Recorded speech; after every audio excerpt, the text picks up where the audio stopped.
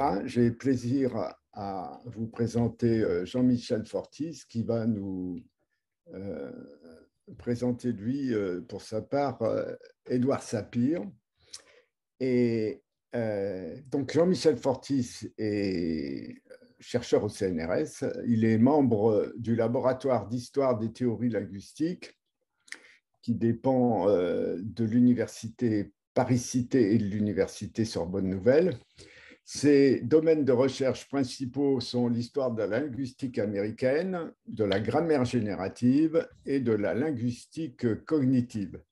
Sauf erreur d'ailleurs, il a été un des premiers en France à faire une thèse en linguistique cognitive et même en sciences cognitives, puisque ce label venait d'être créé à Orsay en 1991, sauf erreur.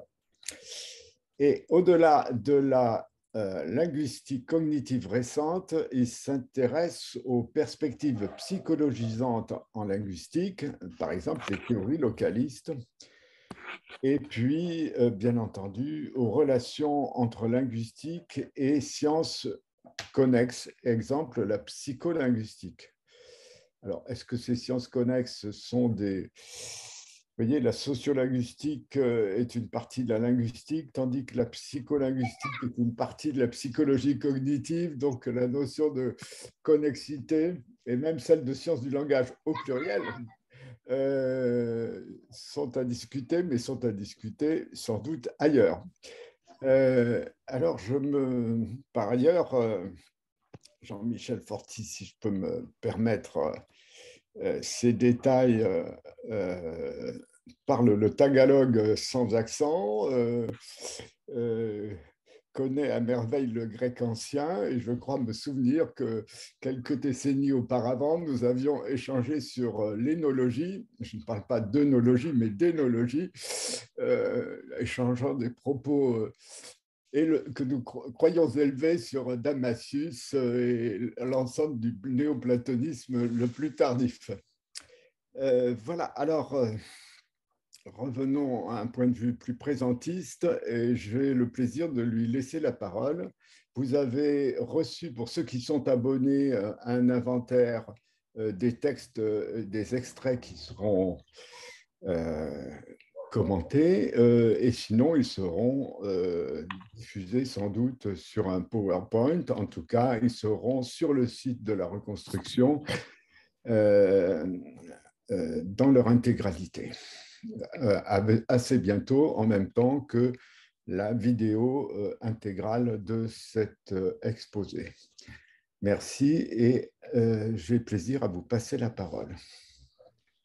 Merci François et merci à tous les organisateurs de leur invitation. Alors, je vais augmenter le son. Donc, merci à tous les organisateurs de leur invitation. Je vais partager mon écran. Alors, voici Sapir sous son meilleur jour. Repassé, amidonné et peigné, encore jeune. Alors, j'ai un problème pour faire défiler. Ah, c'est un peu lent. Voici le plan donc, de la présentation, quelques notes biographiques pour commencer, et puis des analyses, disons, conceptuelles des notions que Sapir emploie un peu partout dans ses écrits de linguistique générale. Il est bien clair que je ne vais pas traiter Sapir dans son entier, c'est quasiment impossible. Je vais m'attacher ici à ces idées, disons, plus ou moins spéculatives sur la linguistique générale et les langues en général. Je ne vais pas traiter, par exemple, ce qui a fait le gros de sa recherche, c'est-à-dire dans le détail les grammaires des langues amérindiennes. Donc, alors, ces notions sont la notion de pattern, qu'on traduit parfois par configuration, l'importance du thème esthétique qui est récurrent dans les écrits de Sapir, la notion de form feeling ou d'intuition de pattern, pour en venir à ma conclusion et pour traiter ensuite en appendice l'hypothèse de Sapir-Whorf, parce que, comme je l'ai dit dans le résumé, c'est peut-être cette hypothèse qui est le plus directement évoquée dans l'esprit des gens aujourd'hui quand on parle de Sapir. Alors, donc, quelques mots sur Sapir. Il est né... Il est né à Lauenburg en Poméranie, aujourd'hui Leborg en Pologne, en 1884. Il apprend l'allemand étant enfant. La langue du foyer était le yiddish. Il émigre aux États-Unis en 90. Il est formé à l'Université de Columbia en philologie germanique, études indo-européennes et en anthropologie. Il fait son master sur une analyse du traité de l'origine du langage de Herder, peut-être à l'instigation de Boas, qui était lui-même un grand amateur de Herder. Il fait son doctorat en 1909 sur le Takelma, une langue indienne de l'Oregon, aujourd'hui éteinte, qu'il publie en 1922 dans le Handbook of American Indian Languages de Boas.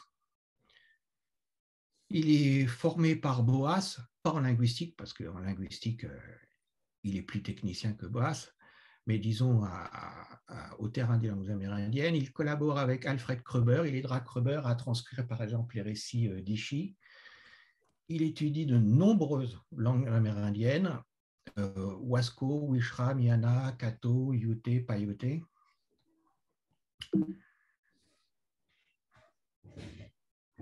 De 1910 à 1925, il officie comme ethnologue en chef à la Division of Anthropology de la Geological Survey du Canada, au département des mines. Il travaille sur des langues Atapascan, le Nootka, entre autres, et la classification en appliquant pour la première fois la technique de la grammaire historique et comparée aux langues d'Amérique du Nord. Son premier essai paraît en 1913. C'est donc une date importante dans l'histoire de la linguistique américaine. Ça donne à la poésie, à la critique littéraire, à la psychologie, à la psychanalyse. Il publie énormément de comptes rendus, par exemple, qui tiennent tant à la philosophie qu'à la littérature même, à des ouvrages de psychologie, voire même de psychologie expérimentale, etc. Il rejoint en 1925 le Department of Sociology and Anthropology de l'Université de Chicago. Il continue le travail de terrain tout de même sur le Navajo et le Hupa. Et il amorce alors à Chicago un tournoi interdisciplinaire où il s'intéresse de plus en plus à la psychologie et à la sociologie. En 1931, il rejoint l'université de Yale, où il terminera sa carrière. Alors, sa production est considérable, 16 volumes prévus chez De Gruyter. Aucune commune mesure, par exemple, avec celui qui va beaucoup marquer aussi la linguistique américaine, qui était lui aussi d'origine allemande, immigré allemand, Bloomfield. Ça, la production de Sapir est beaucoup plus vaste. Alors, peut-être le texte le plus connu, c'est Language, un texte de linguistique générale qui contient notamment une typologie qui est bâtie sur des paramètres sémantiques fonctionnels et formels, qui contient aussi des réflexions sur la régularité comme harmonie formelle d'ordre esthétique, sur le changement diachronique, et un chapitre sur la littérature et les styles comme mise en œuvre des moyens formels de la langue. En 1921, il publie un très court texte dans Science, ça fait une page de Science, mais qui est appuyé sur 10 ans de réflexion, intitulé A Bird's Eye View of American Languages North of Mexico, qui est la première tentative de réduire considérablement la classification des langues amérindiennes de Powell, en partie à l'instigation d'ailleurs de Kroeber, qui travaillait sur des langues de Californie, la Californie étant renommée pour sa diversité linguistique. Et Kroeber donc s'est heurté à ce problème de trouver de l'ordre dans cette université. Alors Sapir est allé beaucoup plus loin. Son résultat, on peut dire spectaculaire, puisqu'il est passé de 55 à 6 familles. Autre texte important, sa grammaire du Takelma, si on en croit Himes et Foot dans leur livre American Structuralism, qui font des éloges de cette grammaire comme l'un des chefs-d'œuvre de grammaire consacrée à une langue jusqu'ici non décrite. Et il est vrai que la grammaire du Takelma, quand on met le nez dedans, est une grammaire remarquablement intelligente. La partie, par exemple, la première partie sur la phonologie est tout à fait remarquable parce qu'elle prend en compte quelque chose dont Chloé Laplantine vous avait parlé la dernière fois, c'est-à-dire, en utilisant le terme de Boas, la perception, L', à la perception par le linguiste des sons d'une langue étrangère. Donc, cette relation entre l'informateur et le linguiste. Donc, une thèse tout à fait remarquable, c'est vrai. The Grammarian and His Language, qui contient une des formulations les plus connues de la relativité linguistique par Sapir. Si j'ai le temps, je reviendrai là-dessus à la fin. Un classique des classiques, Sound Patterns in Language, qui est un classique sur la structure phonologique comme système de relation. The Unconscious Patterning of Behavior in Society, qui est un exposé qui généralise la notion de pattern à tous les phénomènes culturels et qui discute aussi la relation forme et fonction. Et enfin, curieusement, un texte qui a été publié d'abord en français, La réalité psychologique des phonèmes, où Sapir argumente l'idée que les phonèmes sont réels en particulier parce que ces informateurs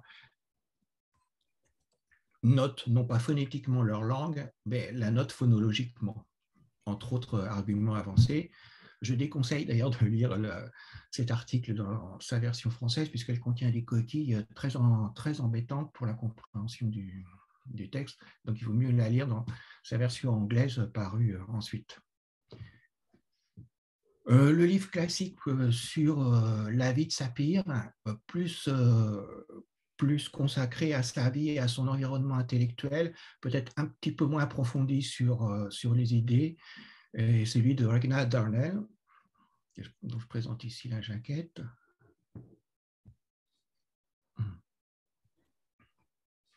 Alors, j'en viens maintenant à une notion de base de Sapir, la notion de pattern ou configuration. Dans Sound Pattern, Sapir compare le son émis quand on souffle une bougie au même son en tant que phonème, le son hu. Le son linguistique, dit-il, a pour caractéristique d'être membre d'un pattern et d'un contexte dans lequel il remplit une fonction symbolique. Ce pattern n'est pas seulement une matrice de traits distinctifs, il a une sorte de métrique. Il dit par exemple en anglais F contraste avec V comme P avec B, mais F est plus proche de V que P de B, pour la raison que F et V appartiennent à des paradigmes communs, par exemple wife, wives, knife, knives. En outre, les phonèmes appartiennent à de multiples groupes dont les membres sont associés par une similitude. Donc, une alternance source sonore dans le groupe cité ici. Le système donc phonologique est l'ensemble de ces groupes et de ces liens associatifs. C'est inconscient. C'est une sorte de configuration de configuration. Il est clair que cette conception est tout à fait conforme à ce que dit Hermann Paul à propos des groupes associatifs. Chez Paul, le groupe que Sapir prend comme exemple serait un certain type de groupe associatif parmi d'autres. Dans la terminologie de Paul, ce serait un stofflich-lautliche Proportionengruppe, c'est-à-dire un groupe proportionnel matériophonique, pour gloser un groupe dont les éléments de chaque paire partagent une base lexicale, Stoff, matière, et sont dans la même relation, proportionne, que les membres des autres paires, c'est-à-dire une relation de type lautlich, c'est-à-dire phonique. Tout ça pour souligner l'idée que le pattern phonologique est extrêmement complexe et n'est pas une simple matrice de phonèmes. Les phonèmes et le système sont une réalité psychologique. On peut montrer que ce sont les phonèmes qui émergent à la conscience, non les réalisations phonétiques. C'est ce que Sapir établit dans la réalité psychologique des phonèmes en prenant l'exemple de son informateur Tony de la langue païutée méridionale. qui entend la séquence pas v avec une spirante bilabiale, mais qui la note de manière phonologique d'après une reconstruction étymologique pas. L'accent sur le pas marque l'allongement et l'accent après le pas marque une aspiration. C'est, dit-il, que pas est pour pas un contexte piratisant. Les deux éléments pas et va sont dans le même rapport que pas et vo, chemin d'eau, formés sur pas eau et po, chemin. Autrement dit, c'est toujours l'idée de groupe proportionnel, de groupe associatif, qui établit des relations phonologiques entre des pairs. Toujours la même idée qu'on trouve chez Hermann Paul. On peut aussi montrer que les phonèmes et le système sont une réalité psychologique en montrant qu'ils influencent la perception d'une langue étrangère, c'est ce que je mentionnais tout à l'heure.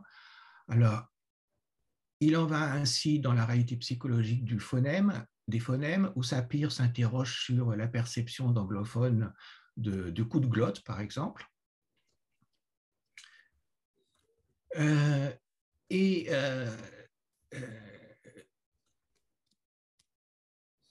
Ça a des implications pour l'étude des langues amérindiennes, puisque la question s'était posée d'avoir une notation phonétique précise des langues ou bien de passer une notation, disons, plus abstraite qui noterait les phonèmes. Et donc cet argument sur la perception au sens boasien est en faveur d'une notation plus abstraite, c'est-à-dire des phonèmes. Enfin, le système phonologique entre en contact avec le système du symbolisme expressif, c'est-à-dire avec le phonosymbolisme, qui a intéressé Sapir et sur lequel il a consacré de façon assez surprenante une étude de nature expérimentale avec des anglophones. Le système phonologique est donc un système extrêmement complexe. À un degré supérieur d'abstraction, il peut être considéré comme un système de relations et les phonèmes représentés par des points, c'est l'expression de Sapir, points, dans le système. Ces points sont comme des variables qui sont instanciées par tels ou tels phonèmes. Bref, un système phonologique est transposable. Alors, l'idée de transposabilité, il est possible que Sapir l'ait trouvée dans la Gestalt. C'était un des universaux musicaux identifiés par Stumpf dans Die Anfänge der Musik, donc les origines, les débuts de la musique. C'était une idée présente dans l'article classique de Ehrenfels sur les qualités de forme, mais je ne sais pas si Sapir l'a lu. En revanche, pour Stumpf, oui, on en est sûr puisqu'il lui a consacré un compte-rendu. La notion abstraite de système vient donc probablement, à mon avis, de la Gestalt théorie. Sapir a été très marqué par le livre de Kafka, The Growth of the Mind, qu'il a lu en anglais, où Kafka explique qu'une Gestalt se définit par la coexistence of phenomena in which each member possesses its peculiarity only by virtue of and in connection with all the others. En plus de cette notion de système de relations, dans la Gestalt théorie, Sapir a trouvé chez Kafka une application de la notion de Gestalt aux séquences d'action. Et on sait que Sapir va appliquer la notion de pattern aux séquences d'action, culturellement sanctionnées. J'en viens maintenant à ce thème central chez Sapir, l'esthétique. Dans Sound Pattern, Sapir compare le son émis quand on souffle une bougie au même son en tant que phonème, donc le son he. Le son linguistique, dit-il, a pour caractéristique d'être membre d'un pattern, on vient de le voir, et d'un contexte dans lequel il remplit une fonction symbolique. Mais de façon plus énigmatique, il dit que le souffle est une pratique utilitaire, which means business, dit-il, mais le son, lui, relève de l'art. The former is practice, the latter art. Il y a donc une étroite relation entre la notion d'art et la notion de configuration. La première fois que j'ai lu ce texte, il m'a beaucoup intrigué. Je me suis demandé ce que Sapir voulait dire. C'est assez elliptique d'ailleurs dans ce texte, ce qu'il voulait dire quand il disait qu'un système phonologique relevait de l'art. Dans le chapitre de Language sur le changement diachronique, la marginalisation d'une forme comme whom au profit de who est expliquée en des termes qui viennent probablement de Hermann Paul, encore la notion de groupes associatifs. Mais Sapir donne au phénomène un fondement esthétique et non pas un fondement, disons, de nature mécaniste issu de la psychologie de Herbart chez Hermann Paul. Alors voici l'argumentation de Sapir pour expliquer la marginalisation de whom en anglais. Il dit les formes marquées pour la fonction non-sujet sont en anglais me, him, her, us, them, whom. Dans ce groupe associatif, donc whom est isolé. D'un autre côté, les pronoms relatifs interrogatifs anglais, which, what, that, qui forment la classe fonctionnelle de whom, sont invariables. Et au sein de ce groupe, encore une fois, whom est isolé. Il est associativement isolé de ces deux groupes. Conformément à la théorie de Paul, un élément isolé d'un groupe est affaibli, à moins qu'il ne soit extrêmement fréquent, mais de manière intéressante, Sapir ne mentionne pas la fréquence comme facteur de maintien d'une forme. Les pronoms et adverbes interrogatifs anglais sont invariables, sauf who et whom. Et là encore, dans la classe fonctionnelle des formes interrogatives, whom est isolé, puisqu'il est variable, puisque la paire who-whom est variable, il est donc affaibli. Les formes non-sujets sont fortement associées à la position post-verbale en anglais, exemple, it told him, it's me, et les formes interrogatives à la position pré-verbale. La forme whom peut avoir les deux positions. Elle est donc affaiblie encore une fois au sein de ce groupe, pour des raisons cette fois positionnelles. Groupe d'association fondé sur la position. Enfin, pour raison cette fois-ci différente, qui n'est pas d'ordre associatif, la forme whom est suivie d'un léger hiatus dans des cas comme whom did you see?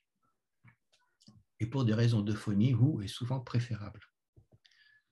Dans le cas 1, isolement de whom par rapport au groupe me, him, her, us, them, il dit there is something unesthetic about the word whom. It suggests a form pattern which is not filled out by its fellows. Si on l'entend bien, donc la marginalisation de whom résulte d'un défaut d'harmonie. En quoi Sapir diverge de Paul dans la théorie, comme je le disais, est mécaniste, c'est-à-dire formulée en termes d'inhibition et d'activation entre groupes et au sein de groupes.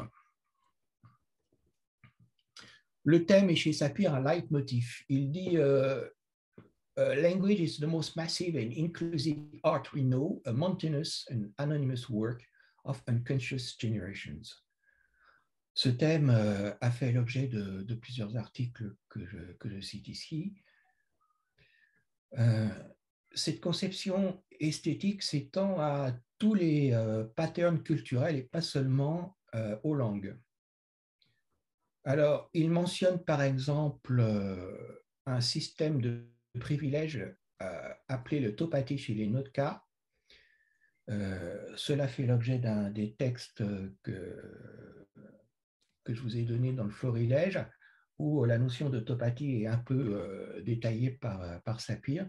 Donc, vous pouvez vous reporter à ce texte pour avoir plus de détails sur cette notion, mais disons que c'est un pattern qui est associé à des droits spécifiques dans les cérémonies,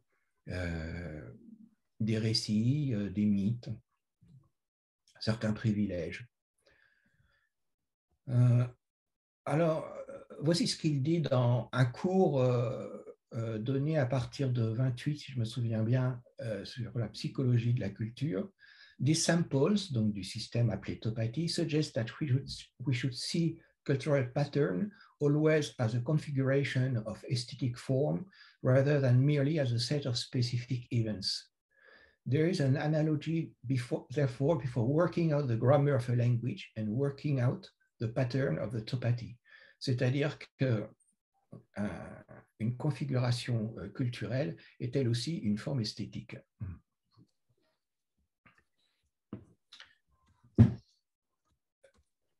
Dans la marginalisation de Hume, donc comme il a été fait allusion, il n'y a rien de dysfonctionnel, mais quelque chose d'inesthétique au sein de groupes associatifs dont Hume est membre. De même pour le pluriel, dit-il, to most of us who speak English, the tangible expression of the plural idea in the noun seems to be a self-evident necessity. Careful observation of English usage, however, leads to the conviction that this self-evident necessity of expression is more of an illusion than a reality.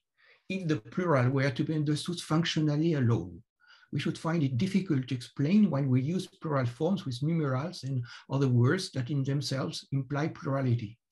5 men or several houses would be just as adequate as 5 men of several houses. Autrement dit, il n'y a pas de nécessité fonctionnelle qui justifie de marquer le pluriel sur les noms, en particulier quand ils sont accompagnés d'un numéral. Bien sûr, une langue doit satisfaire des fonctions. Dans Language, il a une discussion sur l'expression nécessaire des concepts essentiels, qui sont apparemment dans son esprit des concepts référentiels et des relations grammaticales fondamentales, sans qu'il approfondisse énormément la question. L'habit extérieur, ce qu'il appelle l'outward garb, comprend les concepts facultatifs, si je puis dire, ou ceux qui sont exprimés de manière redondante. Le genre, par exemple, cumule ces deux caractéristiques. Il peut être exprimé de manière redondante, par exemple marqué et sur le nom et sur l'adjectif, et il est facultatif en ce qu'il est absent de nombreuses langues.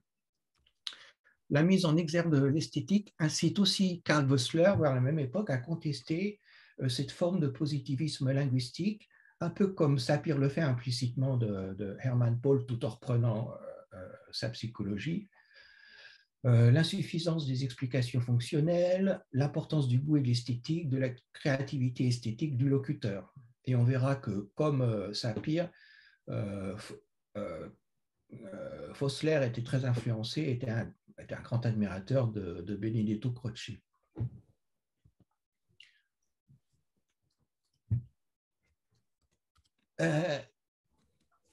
Toujours pour poursuivre sur ce thème de l'insuffisance d'une réduction fonctionnelle des structures et des formes linguistiques, il dit dans The Grammarian and His Language, purely functional explanations of language, if valid, would lead us to expect a far greater uniformity in linguistic expression than we actually find, or should lead us to discover strict relations of a functional nature between a particular form of language and the culture of the people using it. Neither of these expectation is fulfilled by the facts. The forms of speech developed in the different parts of the world are at once free and necessary in the sense in which all artistic productions are free and necessary. Linguistic forms as we find them bear only the loosest relation to the cultural needs of a given society, but they have the very tightest consistency as aesthetic products. Je reviendrai sur ce que ça implique pour la conception sapérienne de la relativité, cette idée que les formes linguistiques sont impératives, non pas au sens où elles le sont pour Worf, par exemple, mais au sens où un style s'impose à ceux qui pratiquent un certain style artistique. Un peu avant Sapir, Gablans parle d'un Formungstrip quand il discute de cette prodigalité des formes qui n'est pas fonctionnellement explicable. Ce Formungstrip est la source des jeux formels auxquels s'adonnent les locuteurs et Gablans le décrit comme avec le mot de Schiller, le Spieltrieb, l'instinct de jeu qui préside à l'attitude esthétique chez Schiller et marie le Formtrieb au flot des sensations. Sapir lui-même évoque une forme de Formungstrieb. Il parle de certain innate striving for formal elaboration and expression contre les explications mécaniques et associationniste de la faculté d'expression. Il faut noter que cette idée de Spieltrieb et de Formtrieb est abondamment discutée, enfin fait l'objet d'un chapitre entier dans le livre de Jung, Les types psychologiques, et Sapir était très féru de ce livre particulier. Il était critique sur d'autres points de Jung, mais il est très féru de ce livre de Jung, où Jung présente sa dichotomie entre personnalité extravertie et introvertie. Donc, Jung, Schiller, l'esthétique, Gablenz, tout ça communique. Alors, le Formungstrieb chez Gablenz, c'est dans la lignée de Humboldt, qui parle, lui, plus exactement d'un Bildungstrieb, qui a pour origine la biologie, lors de la formation d'une langue, mais valorise négativement la forme non expressive. On peut voir là une sorte d'empreinte du romantisme allemand chez Sapir, qui était imprégné de culture allemande, il faut quand même le rappeler, et qui est confirmé par le fait qu'ils disent que language is primarily a vocal actualization plutôt qu'un moyen de communication dans le contexte de cet article. Donc, a vocal actualization of the tendency to see realities symbolically. On trouve une même minoration du besoin et du manque que chez Humboldt pour expliquer le langage, œuvre du génie, dit Humboldt, et chez Sapir pour expliquer la culture. Cette possible autonomisation de la forme à l'égard de la fonction et de besoin se retrouve dans les patterns culturels. We can say then that a scale of needs is primarily causal when the needs themselves are at least partially conditioned culturally. Il s'oppose donc à l'idée que des besoins surgissent des aménagements culturels pour traiter ces besoins. De même que les besoins, le déterminisme géographique ou le déterminisme racial, à l'époque de Sapir, où il y a pas mal de théories racistes qui circulent, sera toujours pour lui une explication naïve, dit-il, et insuffisante. Alors, à l'époque de Sapir, il y avait par exemple un déterministe géographique qui s'appelait Huntington, qui voulait justifier des traits culturels par le climat. What about the Amerindians, dit-il, who occupied this continent for millennia without farming those self-same plains, even after agriculture was known to them? This interpretation of history as environmental destiny is naive. The reason this argument is naive is that the mere presence of an economic stock in trade, such as alluvial plains suitable for growing wheat, is not enough. You must have the appropriate cultural patterns. On ne fait pas de l'agriculture parce que on ne pratique pas un type d'agriculture parce qu'on en a besoin, mais parce que on appartient à une configuration culturelle qui légitime tel type d'agriculture. Ceci renvoyait à la tête de ceux qui disaient que les colons étaient plus intelligents que les Indiens puisqu'ils exploitaient mieux leurs terres. Et un pattern conventionnel peut privilégier un individu qui n'est pas le mieux adapté à la fonction non plus. Thus, among the West Coast Indians, membership in the ceremonial or secret societies, while theoretically dependent upon the acquirement of power from the initiating guardian spirits, is in reality largely a matter of privilege, inhering in certain lines of descent. On pourrait donc, alors ce que Sapir donc dit en clair, c'est que tout ce qui nécessiterait une capacité que nous qualifierions, nous, de surnaturel, devrait exiger des individus faisant preuve de talents spéciaux, mais qu'une configuration culturelle ici est devenue en quelque sorte dysfonctionnelle en privilégiant l'héritage de cette capacité. Alors, j'en viens maintenant à la notion de form feeling. L'appréhension et la formation d'un pattern est un processus mental non explicitable. Oui. Non explicitable spontanément et non propositionnel, que Sapir appelle form feeling autrement relational feeling, form intuition, feeling for form, feeling for relations, patterning, classification into forms, ou to feel a pattern, etc. etc. À propos du pluriel en anglais, et c'est ici la suite du texte que j'ai cité tout à l'heure, if the plural were to be understood functionally alone, we should find it difficult to explain why we use plural forms, etc., etc. Clearly, what has happened is that English, like all of the other Indo-European languages, has developed a feeling for the classification of all expressions which have a nominal form into singulars and plural.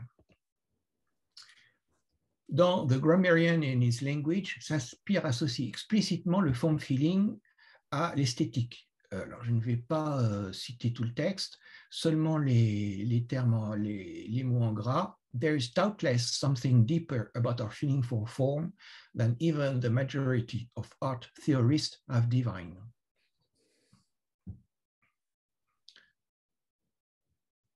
Donc, le form feeling, qui est la modalité d'appréhension d'un pattern, d'une configuration, est une notion qui vient de l'esthétique, et même d'esthéticiens au pluriel, puisque l'expression art theorist est au pluriel. Alors, à qui Sapir fait-il allusion? Comme Sapir fait l'éloge de Croce dès la préface de Language, où il dit l'un des rares qui ait pu comprendre la portée fondamentale du langage en le mettant en relation étroite avec le problème de l'art, on a parfois pensé que la conception esthétique de Sapir venait de Croce, c'est-à-dire de l'Estetica de 1902. Mais Croce considère la linguistique comme produisant des abstractions vides. Chez lui, la parole est foncièrement consciente et créatrice. Il ne parle pas de patterns inconscients. De plus, il n'emploie jamais sentimento au sens de form feeling et il oppose sentimento à conoscenza, alors que chez Sapir, le form feeling est une modalité d'accès à une connaissance.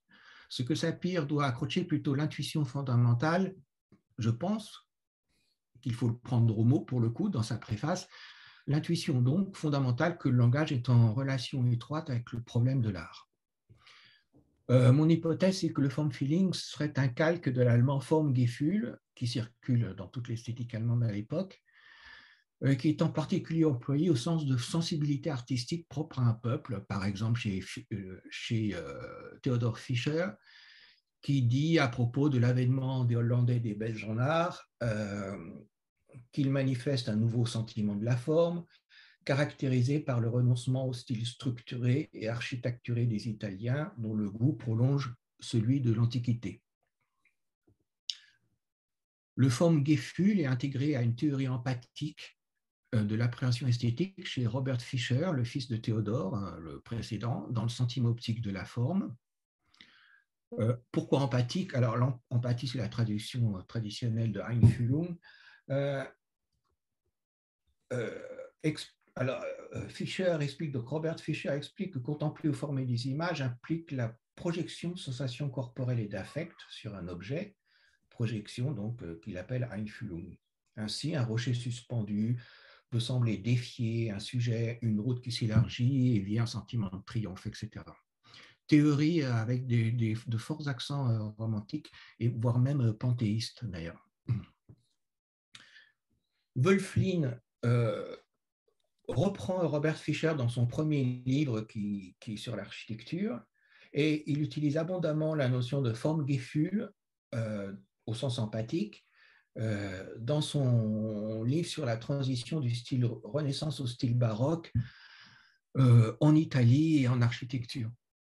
Alors, il explique que le Formgefühl baroque correspond à une nouvelle image corporelle projetée empathiquement dans des formes artistiques comme image du spirituel. Il parle du corps baroque comme d'un corps plus flasque, d'une compacité muette, d'un corps contraint et partiellement tendu, d'une assise plus lourde, qu'on peut voir aussi en architecture dans les entablements baroques. Maintenant, le baroque est aussi caractérisé par la faiblesse de son investissement empathique des formes, en particulier en architecture. Il a un style pictural où les masses tendent à se fondre et où l'atmosphère prime. il se manifeste d'abord et le plus clairement dans la décoration, les ornements. Wolfling utilise même un jargon un petit peu bizarre où il dit que le baroque est caractérisé par le fait que le système nerveux est comme émoussé et l'investissement empathique est comme usé après la Renaissance. Alors, ce qui est intéressant, c'est que la notion d'empathie sert de soubassement théorique à des descriptions formalistes en termes de métaphores et de synesthésie qui viennent du domaine sensorimoteur, disons.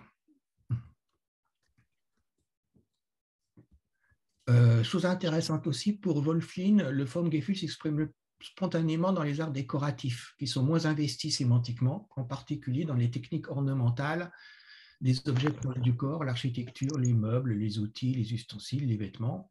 Et on trouve à l'époque un intérêt certain pour l'ornementation. Chez par exemple Gottfried Semper, mais aussi chez d'autres auteurs comme Riegel. Comme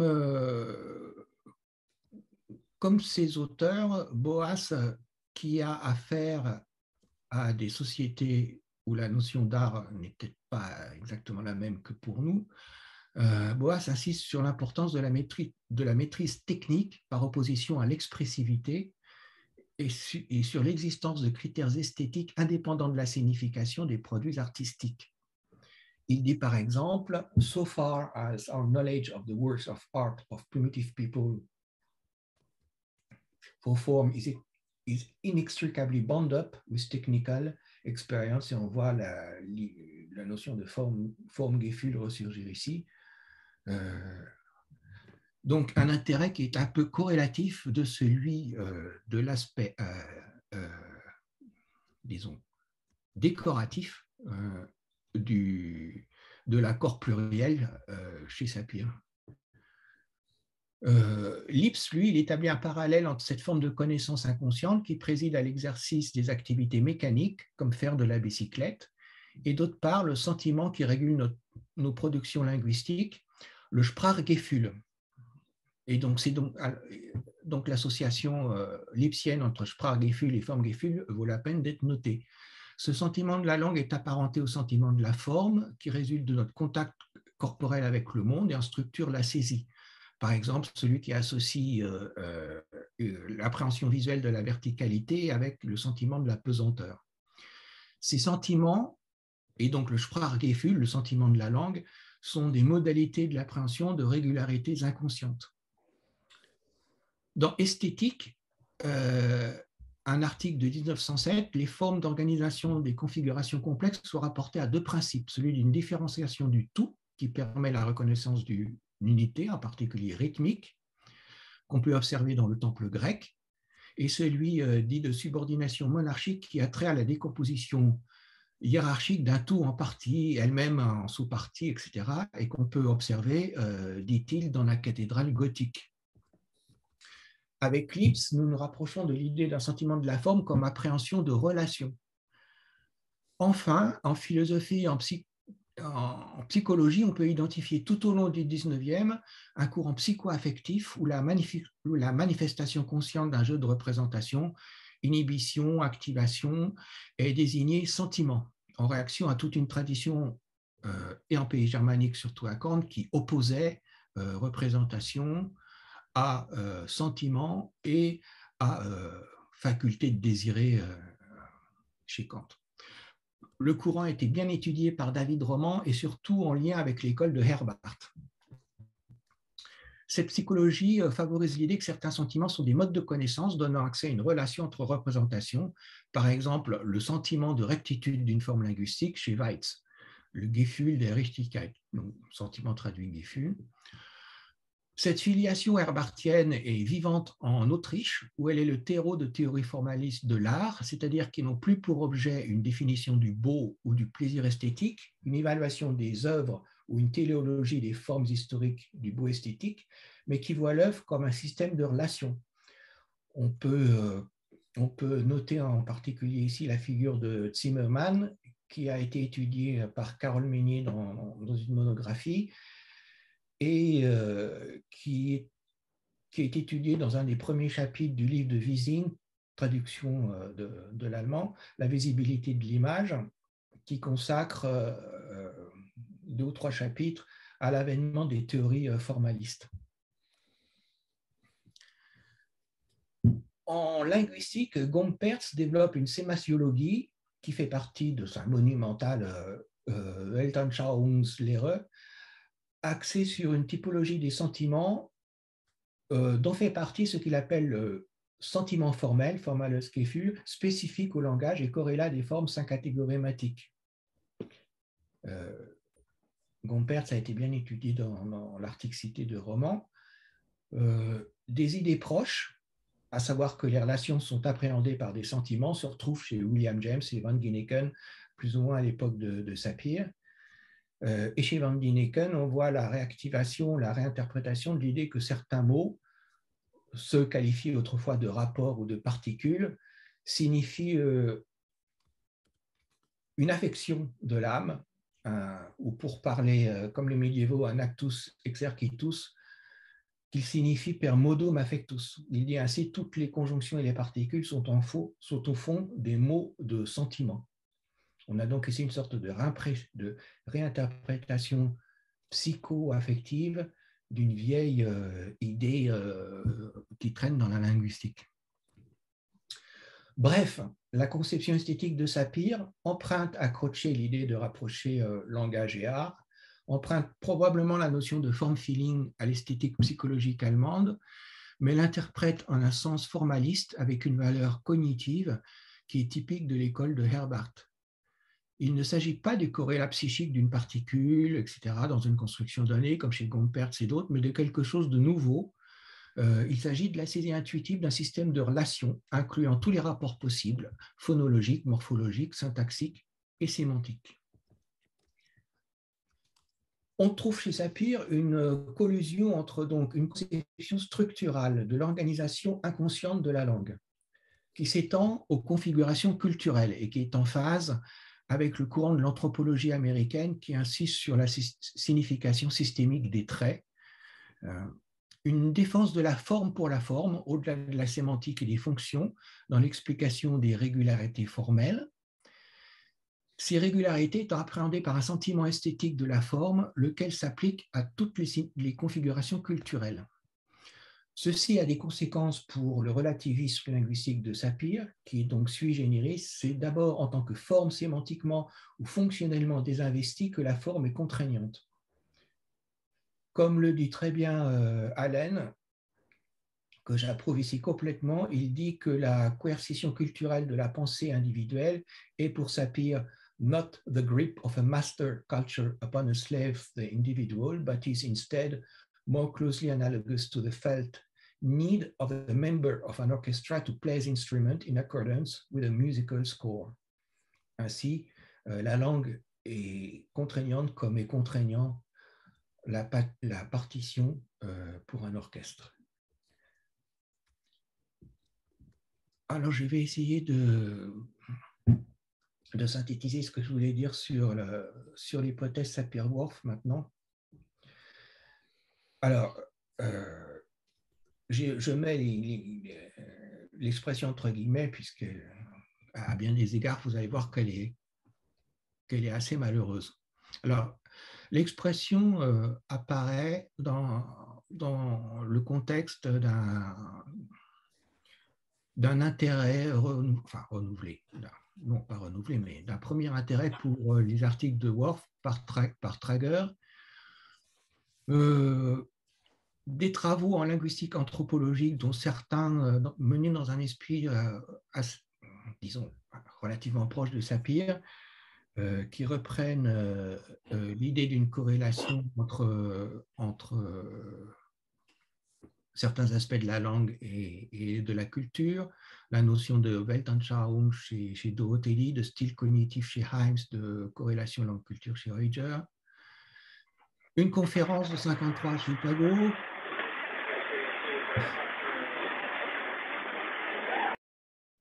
à laquelle participent Greenberg, Hockett, Heuiger, Kroeber, Lemberg, Lounsbury, Redfield, Bösling, donc des grands noms de l'époque, qui portent sur les interrelations du langage et d'autres aspects de la culture. Parmi eux, il faut souligner la présence de Lemberg. C'est lui qui va lancer l'expérimentation sur la dénomination des couleurs, qui lointainement va mener à la théorie du prototype.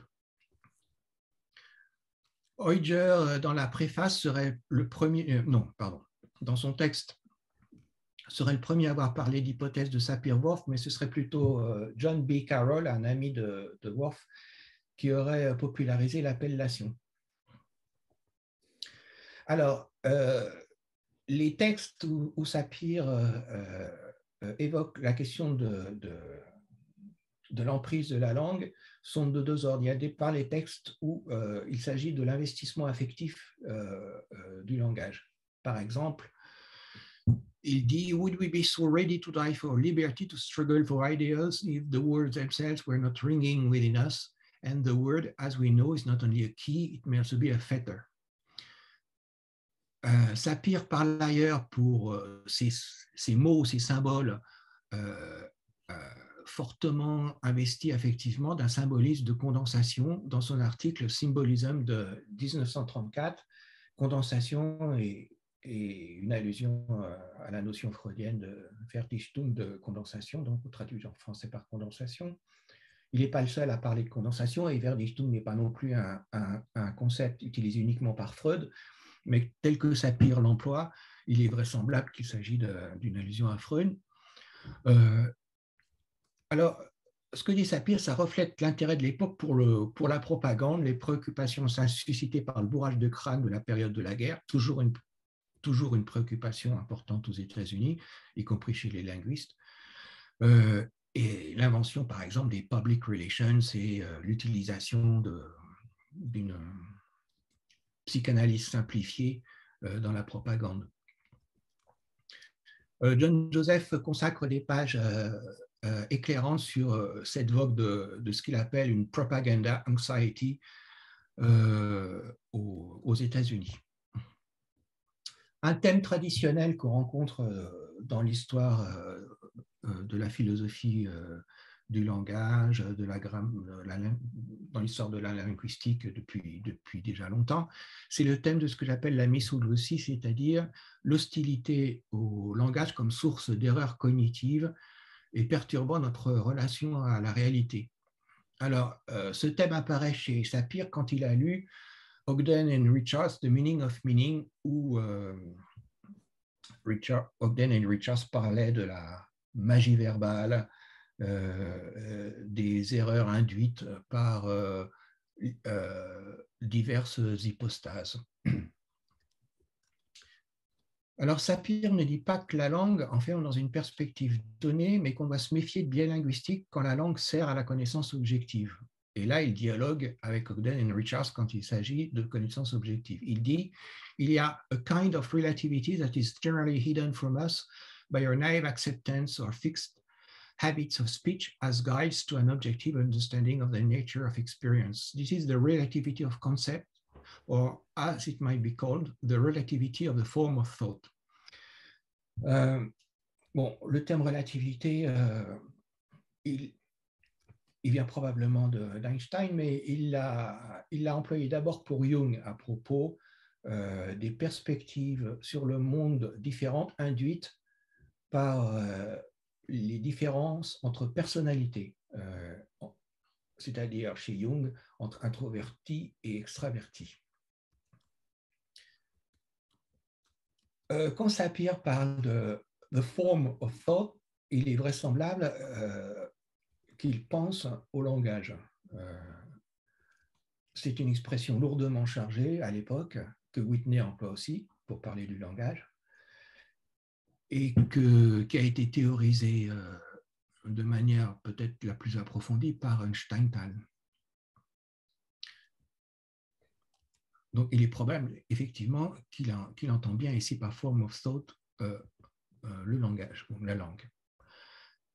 Cette observation lui donne l'occasion de redorer le blason de la linguistique qu'Ogden et Richards avaient dévalué dans leur livre. Alors, la linguistique a une valeur libératrice. The comparative data of linguistics are a sine qua non. It is the appreciation of the relativity of the form of thought which results from linguistic study that is perhaps the most liberalizing thing about it. Il y a des limites à la relativité, pour Sapir, que la langue n'enferme pas dans une perspective et dit clairement dans le même article. It's not absurd to say that both Hottentot and Eskimo possess all the formal apparatus that is required to serve as matrix for the expression of Kant's thought. If these languages have not the requisite Kantian vocabulary, it's not the languages that are to be blamed, but the Eskimo and the Hottentots themselves. Ici, Sapir réaffirme la position de Boas contre les idées hiérarchisantes qu'on trouve chez Wundt, Lévi-Brühl, etc. à l'époque. Dans l'exemplier, je cite le texte, un texte apparenté de Boas, extrait de son introduction au manuel des langues amérindiennes. La conception sapérienne de la culture est fondée ontologiquement sur la personnalité. Les relations interpersonnelles construisent la culture au moyen des formes héritées et l'anthropologie abstrait la culture de ces relations. C'est l'expression de la personnalité individuelle qui libère de la contrainte qui est susceptible d'exercer la forme pour la forme. Ainsi dit-il, just as soon as an external and purely formal aesthetic device ceases to be felt as inherently essential to sincerity of expression, it ceases to remain merely a condition of the battling for self-expression and becomes a tyrannous burden, a perfectly useless fetter. Ce correctif, donc, à une vision naïve du relativisme touche à ce que Sapir pense de la création artistique et de son évaluation des œuvres. Alors, j'en viens maintenant à Worf brièvement.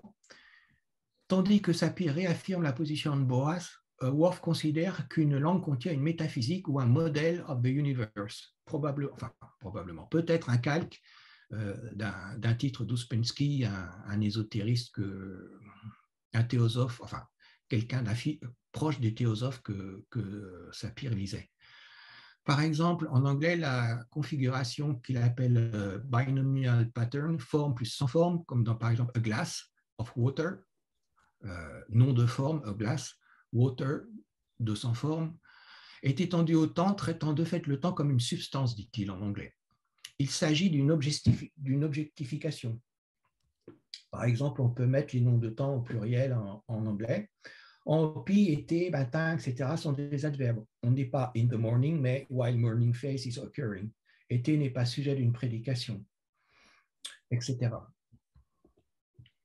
En Hopi, dit-il, there is no objectification as a region, an extent, a quantity of the subjective duration feeling. Nothing is suggested about time except the perpetual getting later of it. Cette non-objectification du temps se traduit aussi en Hopi par l'absence de temps grammaticaux, remplacés par des marques épistémiques, évidentielles et énonciatives, et l'absence de métaphorisation spatiale des relations temporelles. Je passe sur tout le débat qu'il y a eu sur le caractère adéquat de la description de Worf sur le Hopi. Ces caractéristiques morphologiques, syntaxiques et lexicales qui vont dans le même sens, objectification versus non-objectification, sont, selon l'expression de Worf, a fashion of speaking, une sorte de cohérence interne à la langue sous ce rapport de son modèle de l'univers. Sous sa forme radicale, le principe de relativité, texte très connu, est posé ainsi.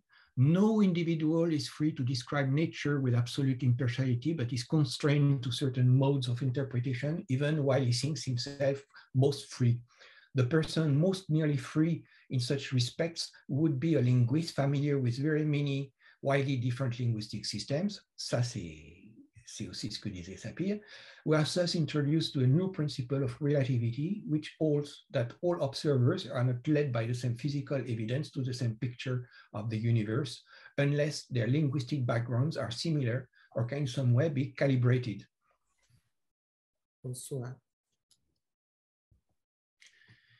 Mais alors c'est une déclaration qui est assez radicale, mais qui est tempérée par d'autres passages. Par exemple, il dit whether such a civilization as ours would be possible with widely different linguistic handling of time is a large question. Il dit que le système de mesure du temps est in consonance with the patterns of the standard average European languages. Et la métaphysique d'une langue n'est pas univoque. Il dit what we call scientific thought is a specialization of the Western Indo-European type of language, which has developed not only a set of different dialectics, but actually a set of different dialects. These dialects are now becoming mutually unintelligible. The term space, for instance, cannot mean the same thing to a psychologist as to a physicist. Autrement dit, on a en anglais des systèmes linguistiques qui ne communiquent plus. Donc, on ne peut pas associer une même vision du monde à une langue. Il faut l'associer à autre chose encore, qui peut être, par exemple, le discours scientifique. Alors, d'autre part, dans des textes passablement obscurs, Worf explique qu'un dépassement de la relativité est possible, mais alors dans les très hautes sphères. Il dit par exemple, a noumenal world, une expression qui vient d'Ouspensky, a world of hyperspace, of higher dimensions, awaits discovery by all the sciences, which it will unite, donc unite, and unify, awaits discovery under its first aspect of patterned relations, expression typiquement sapirienne, inconceivably manifold and yet bearing a recognizable affinity to the rich and systematic organization of language, including of mathematics and music, comme Sapir le dit lui-même aussi, which are ultimately of the same kindred as language. Alors, si je serais incapable de vous dire exactement ce que ce texte signifie, mais là, on est chez le Worf théosophe, où on peut déceler des références à des ésotéristes de l'époque comme Ouspensky. Bon, l'idée de rapprocher, alors noumenal world, c'est pas du Kant, hein, ça vient d'Ouspensky. L'idée de rapprocher le monde du noumen de le monde de l'hyperespace, c'est une idée qui flotte chez les ésotéristes de l'époque. C'est l'idée que nous, créatures humaines, sommes contraints en 3 dimensions par notre appareil perceptif, mais qu'il existe des créatures qui peuvent percevoir 4, 5 dimensions et que nous pouvons même avoir accès à ces dimensions suprasensibles. Et chez certains théosophes, on proposait des sortes d'exercices perceptifs avec des cubes pour essayer de percevoir une 4e dimension. Donc là, nous sommes chez le Worf ésotériste qui considère la linguistique comme une sorte de propédeutique à l'idée que les systèmes de relations sont des systèmes hyper complexes, et en tant que systèmes hyper complexes, sont des systèmes dits nouminaux qui se rapprochent des notions de dimension de systèmes plus que tridimensionnels. Donc nous sommes là comme je l'ai dit moi, chez Worf l'ésotériste. Donc je pense qu'il est clair que les Sapir et Worf ont des notions très différentes de la relativité linguistique, entre dire que la relativité, c'est le fait de désinvestir sa personnalité ou le sens qu'on donne aux formes de ces formes mêmes et de se laisser mener par la forme pour la forme, et le fait de dire que une langue contient une forme de métaphysique, il y a évidemment une grande différence. Voilà, j'ai terminé. Merci.